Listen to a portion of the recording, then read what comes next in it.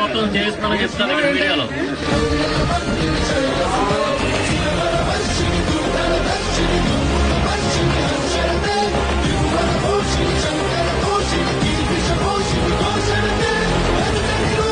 భయపడుతున్నారు. ఈ ప్రభుత్వం భయపడుతోంది.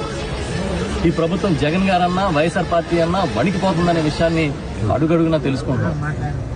కాబట్టి ఈ నకిలీ మద్యాన్ని అరికట్టే వరకు వైఎస్ఆర్ పార్టీ మా నాయకులు గ్రామ స్థాయి వరకు అందరం కూడా